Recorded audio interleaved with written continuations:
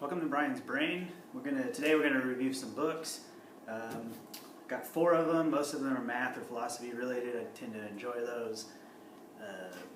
They tend to be the most speculative and I don't know, just most enjoyable for me. They take a long time to read, so in some ways I save some money because I'm not reading like 5 books a week. So I'm going to start off first with a reader that I've really been enjoying called A Historical Introduction to the Philosophy of Mathematics, a reader edited by Russell Marcus and Mark McKibby. It was published by Bloomsbury, I think in like 2015.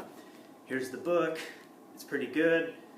They recommend it for entry-level undergraduate or later-level undergraduates and grad students. I'm really enjoying it. It has commentary from the editors in the first half, and then more importantly has primary sources for the top-level thinking in philosophy of mathematics. So if you have any interest in that, I recommend getting it. I don't know, I think it's like 35 bucks. You can buy it on Amazon. It'll probably take you at least a semester to read if you do it, like study it like a college class. You're not going to read through it in a sitting, unless you really want to, and then I don't know. I don't think it's worth it. Next book I'm going to talk about is Love and Math, The Heart of Hidden Reality by Edward Frankel. I think I'm pronouncing his name right. He's a Russian mathematician who is at UC Berkeley, had an interesting upbringing. Because he was Jewish, he was not allowed into the top-level university programs because they're just discriminatory in the current then Soviet Union.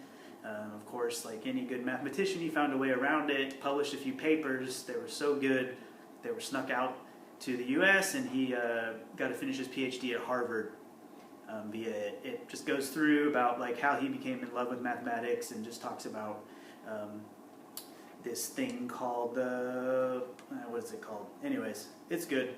I recommend it. Next up is a book by an Aussie, John Roth. It's called Abstract Market Theory.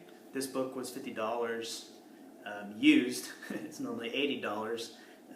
I got this one from Bookland in Germany, so it was fun to get that shipped. It basically covers market theory from the continental philosophy angle. Strangely dismisses Taleb, even though maybe this whole endeavor wouldn't exist without Taleb, and I will talk about that why in the next book. But I recommend it if you know anything about continental philosophy and you want to see how continental philosophers think about the philosophy of market. Next up is the 3rd book by Eli Ayeki, The Medium-Contingency-Inverse-View-Market. This book is excellent. It's basically a sequel to his Blank Swan book, which was in reference to, or in conversation with The Black Swan by Nassim Taleb, which is an excellent book. Eli's French, and therefore he applies French philosophy to it, the Black Swan problem, and moves past it by saying probability isn't real and we should deal with that. And so this book is inverse. This book, The Medium of Contingency, applies, like as you can see in the title, Quentin Malasu's concept of contingency, applies it to derivatives trading and how probability theory is a tool. It doesn't predict the future. It shouldn't be viewed that way, and that price in the market and the trade happens before anything to do with probability theory. So I recommend this one too if you're into high philosophy of finance, another philosophy of market book. John Roth loves this book. He references it. The one you saw earlier, Abstract Market Theory, is in communication with this book, and it's good. I recommend The Blank Swan if you haven't read that one. You need to read The Black Swan beforehand to understand The Blank Swan, unless you're a continental philosopher and you're fine. The current approaches work. So Eli's probably the best philosophy of market thinker on the planet right now. He, I guess he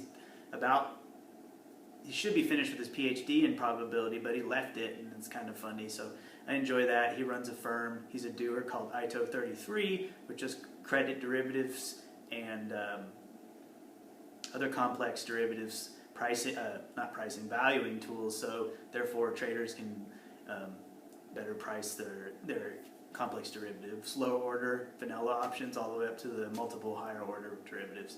So I recommend all those books. That's what I've been reading currently, and I enjoy it. Also, shout out to my boy, Matthew Timmons at Insert Bonk Press. He sent me this shirt, Poetry is Dead. I killed it. If you need just some fun books, go to him. Thanks. That's it for Brian's Brain and the book reviews, and see you next week.